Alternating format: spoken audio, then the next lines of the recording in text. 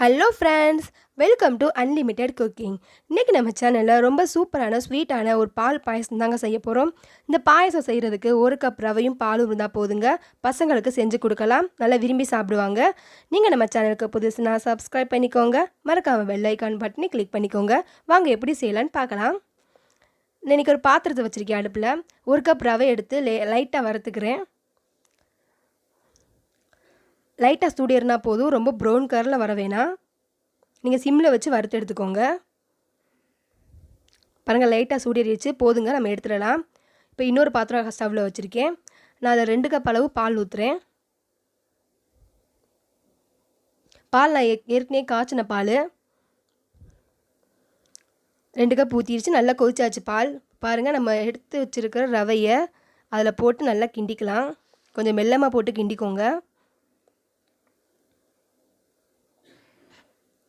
ஏன்னா ரவை போடும்போது பொங்கி வரும், ஆனால் நீங்கள் சிம்மில் வச்சு மெல்ல போட்டு கிண்டி எடுத்துக்கோங்க. பாருங்கள், ரவை நல்லா வெந்துருச்சு. இப்போ நம்ம தேவையான ஜீனி போட்டுக்கலாம்.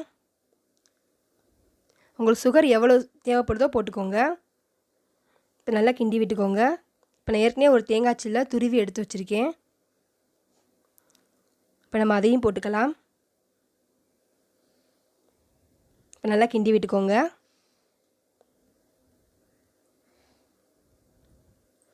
இது ரொம்ப சூப்பராக இருக்குங்க. சட்டுன்னு பண்ணிடலாம், ரொம்ப ஈஸியான சமையல் இது. இங்கே ரவை நல்லா கொதிச்சுக்கிட்டு இருக்கு. இன்னொரு ஸ்டவ்வில் நம்ம நெய் ஊற்றி முந்திரி பருப்பும் கிஸ்மிஸ் பழமும் போட்டு வறுத்து இதில் போட்டுடலாம். நான் வறுத்துட்டேன், இப்போ நான் போடுறேன். பாருங்கள் எவ்வளோ அழகாக இருக்குன்னு பார்க்குறதுக்கு. இப்போ நான் லைட்டாக கிண்டி விட்டுக்கோங்க. சூப்பரான ஒரு ரவை பாயசம் ரெடி ஆயிடுச்சுங்க. இது நீங்கள் வீட்டில் பசங்களுக்கு செஞ்சு கொடுங்க, நல்லா விரும்பி சாப்பிடுவாங்க.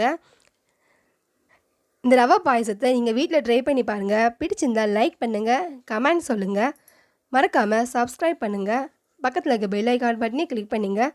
தொடர்ந்து நம்ம சேனலை ஃபாலோ பண்ணுங்கள். தேங்க்யூ.